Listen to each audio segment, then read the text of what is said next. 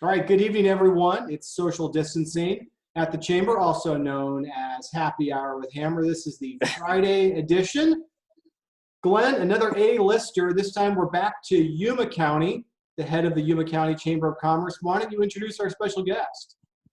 Well, we're honored to have John Courtis with us today, and John runs what I call is a next generation chamber. He's got just a great background, understands the news side, the business side, the political side. Has been a great partner with us for many years, and I just want to thank you, John. Whether it's state, local, or federal, things like U.S. Mexico-Canada agreement, you've been a leader within the Arizona community, and thanks for being on the show. Well, Glenn, Garrick, we truly appreciate the partnership we have with the Arizona Chamber of Commerce and Industry. When I first took this job, you were a mentor. Sometimes you were a dry shoulder to cry on, which I appreciate. And again, a friendship was formed, and we've done some great things since. So I want to appreciate that of your life in my world. So I appreciate you, sir. Well, and we had the great pleasure, and he was on the show, Mayor Nichols. We traveled to Israel together, and one of the things that I love about Yuma, there's many things. I just last night exited my matzah constrained world, but the world's holiest matzah, actually, the wheat comes from Yuma. Yes, it does. Yeah, the special wheat comes from here. And the great thing about Yuma is that we collaborate, communicate, cooperate really well. We don't care who gets the credit. We just get the job done. It's almost like there's an Amish barn raising every weekend. We just pitch in and help each other and make sure we get the job done. That, to me, makes it a special place. Well, we'd love to. Yeah, love having Garrick, you. please. Well, let's talk about the headlines of the week. We've got a chamber leader on with us who has a lot of small and medium-sized businesses. So, Glenn, we'll start with you first. The first headline: Paycheck Protection Program runs out of money. Glenn, you first, then we'll go to John. Yeah, would love to hear what's going on in Yuma. Let me just first say that this has been the lifeline for small business in Arizona and across the country. It ran dry, $350 billion. I think well over 1.5 million companies all over the country, and maybe 15,000 in Arizona, well north of 4 billion if I have the latest stats correct. But it's run out. And John, would love your thoughts on, in the Yuma area, how that program has been received. Well, it's been a mixed bag. One of our local banks, who was not an SBA lender, jumped in, got trained, got certified, and of the 179 loans they processed, 176 got approved.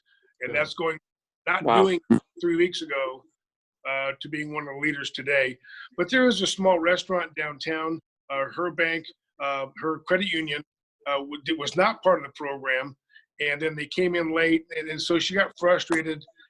Now it's a quote unquote one. So I think maybe some of the guidance early on, so that the small businesses could prepare their packages much more simply. Some of the guidance early on for which banks or credit unions were in or out. It was start and stops, and that was frustrating for businesses. They generally have a plan of attack. They have more of a marching order, if you will. So the starts and stops, the false starts were very frustrating. And I coached my small business downtown where I got my lunch today. Prepare your package anyway. Just go with the faith that another $750 billion will be in the next package. So please proceed. Please have faith. And again, we're going to get through this. We'll be on the other side of COVID-19, hopefully in a few weeks. But right now, prepare that package, get your PPP package together, move on. Seriously. Glenn, you had put out a tweet earlier this week about, you're just sort of exasperated with what's going on in the Senate. Schumer saying hopefully more deal making over the weekend, but you've been pretty consistent that it needs more money and it needs it yesterday. We can't wait any longer.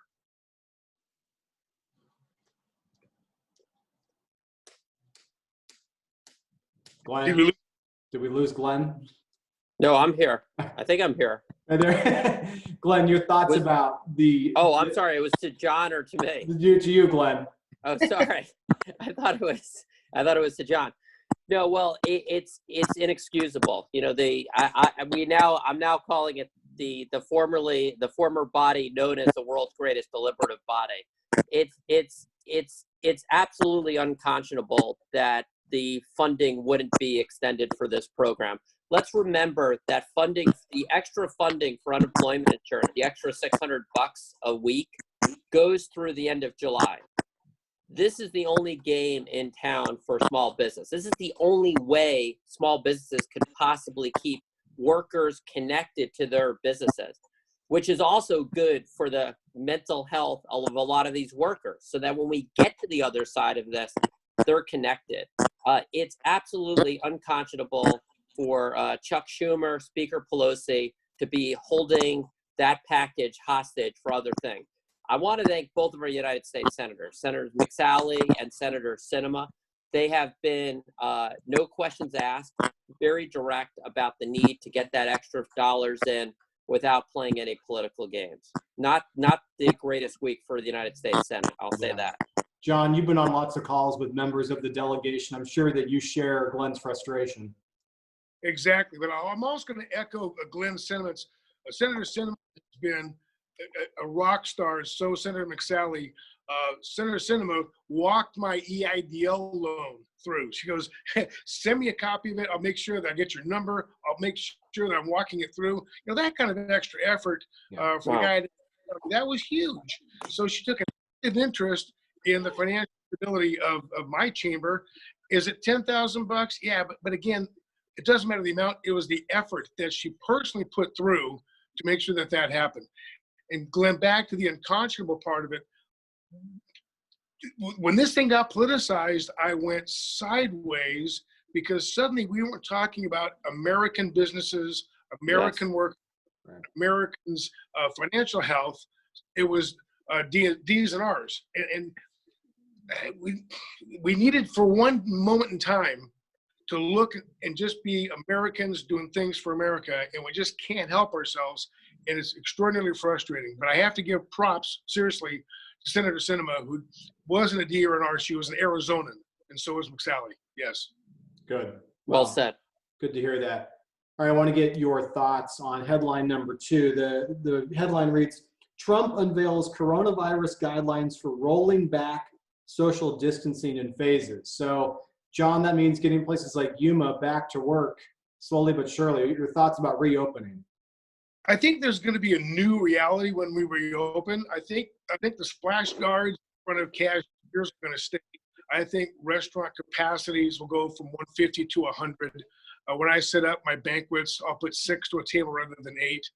So I think restaurants, for right now, for restaurants, they're going to have to work harder to maintain profit levels and to pay themselves back for monies lost. So they're going to have to retool, possibly continue selling, raw food packaged so people can cook it at home. One of our restaurants, several restaurants doing it now. Huge success. They get a certain cut of meat and a certain products from the manufacturers that we can't get. So I think they're going to have to retool themselves. But I think we're still several weeks away from, quote unquote, opening up the economy. Yeah. Glenn, you've been participating in a number of calls about this very topic. The White House is saying a lot of deference will be given to governors like Governor Ducey. Governor Ducey is standing up a task force to that end, led by Sandra Watson. Glenn, what's it going to look like in Arizona when we get past April 30th? Well, public health is still going to control. I mean, there's just no way to get back to anything resembling a normal economy without there being confidence on the public side that we have this at least under some degree of control. And, I believe the governor and his team have done an outstanding job. Dr. Christ is best in class. They have been working this very, very hard to make sure that our hospitals can handle any sort of surge in terms of beds, ICUs, ventilators. And on the economic side, my opinion, we've got the best economic development official in the country in Sandra Watson, who the governor's put in charge of this. and we have someone who's incredibly talented on the tourism side in Debbie Johnson. So I think on the state level, we have a dream team, the governor, Sandra Watson, Debbie Johnson. And I'm glad the president made it clear. It's the governors that are going to control this. And I'll tell you, in the state of Arizona, that gives me great comfort, because you also think about some of the orders going into this, the essential services and activities, and participating with different chamber heads across the country. People look at Arizona as the model. So the governor said we were the strongest economy going in. We're gonna figure it out, and we're gonna be the strongest economy coming out. Absolutely. John, as we think about reopening and what that means for Yuma, can you just give our viewers a thumbnail sketch of what the state of the Yuma economy is right now, what you're hearing from your members? We got lucky because this hit at the end of harvest season. Yuma County, our number one industry is agriculture, $3.5 billion. It's twice as important. Agriculture is twice as important to Yuma County as wine is to the Napa Valley. Okay. So, that's big. again, That's a good one. Some framework. So melon seed starts planting in May. So I think if we've got some of those things happening, the border crossing issues and some health issues get squared away with the farm workers, we're actually going to be in good shape on the ag side. Military is still strong. Hospitality is going to get pinched. We're a destination in the summertime. Europeans love Yuma because of the heat, believe it or not. They traverse the rivers and do some things. So I think lagging behind all of this, in my opinion, is going to be tourism and getting heads in beds. I think that's going to be the biggest struggle. And also, I think getting people out of their out of the kitchen table and into retail stores. We're purchasing so much right now from our kitchen tables.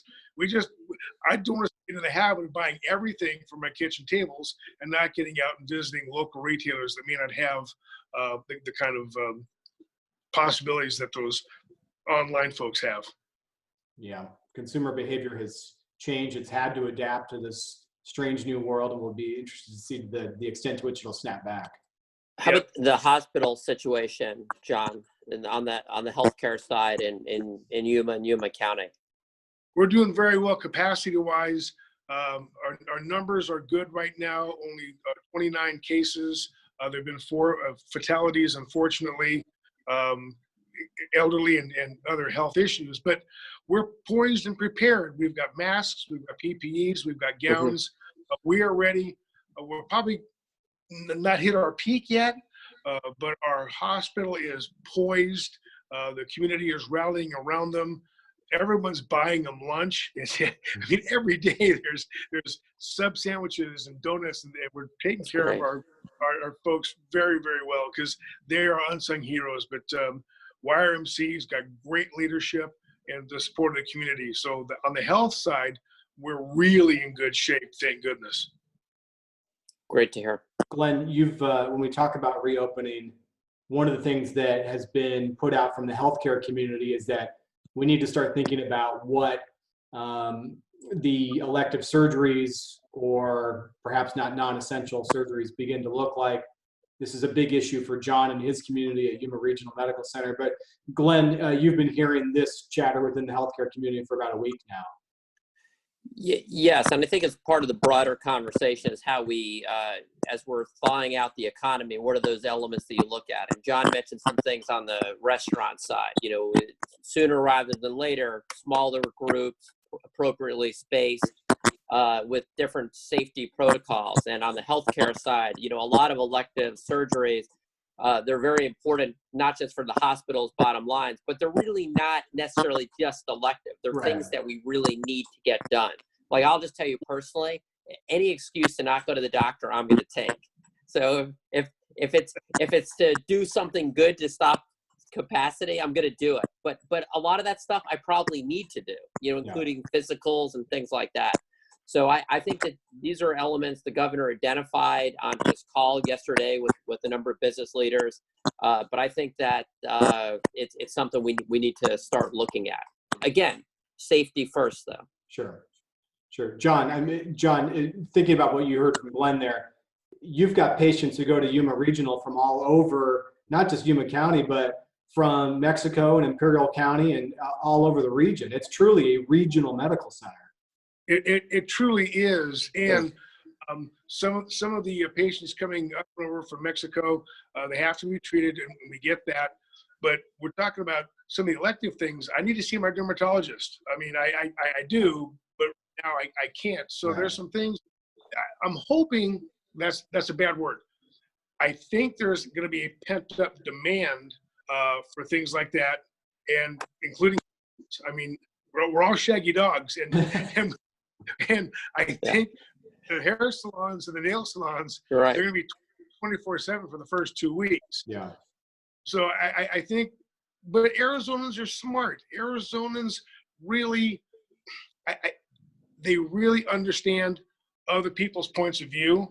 And if I have to wait till next week to get the dog groomed, till next week, Sure. It's okay. So I think we're not going to turn the switch on. I think people are going to continue to be patient, but I'm hoping that we're going to be more sensitive and more considerate, just understanding what we've come out of. I'm thinking post COVID-19. Got it. Gentlemen, let's wrap up today's show with a sad note. We learned earlier today that Governor Hull passed away within hours of her husband, Dr. Terry Hull. Glenn, to say that she took office during an unusual time would be an understatement. But if you would like to, Glenn, just share a few thoughts about the passing of Governor Hull. Yeah, I'm very sorry to hear that. Governor Hull was one of the pioneer leaders in this state. You take a look at her career of public service in the state legislature, and then ascending to be our governor. And she'll go down as one of our great leaders. She was really the you take a look at what she did on education, Proposition 301. Yeah. Not just the sales tax increase, but the way it was designed for our universities, our community colleges, our K through 12 system. And it was really pretty incredible when you think about it. I think it was last year, or if the days and years blend together, the legislature basically almost unanimously extended it by 20 years. Mm-hmm. So you talk about she was a legacy governor, a pioneer, and I'm deeply sorry to hear of her passing and the passing of her husband as well. And our thoughts and condolences go out to Michael Hull and her entire family. They're all good people. Yeah, Glenn, a true trailblazer. Really led the charge in a lot of different ways. But when I first took this job, I met her at a social function in Phoenix, and she chatted me up like I was somebody important. And I was really impressed. I'm just this guy from Yuma, and she has this huge list of accomplishments and endorsements and really a legacy. And she made me feel like the most important guy in the room. I'll never forget that. It was amazing. Well, John, I appreciate hearing that. Glenn, we will shut it down for the week and start it all over again next week. We'll be back at it. John, we hope you have a great weekend and continue the great work at the Yuma County Chamber. Thank you. And again, Garrick and Glenn, thank you for all you do. And you guys keep up the great work as well. I've appreciated this a lot. Thanks. All right. Thank you, Thanks, John. John.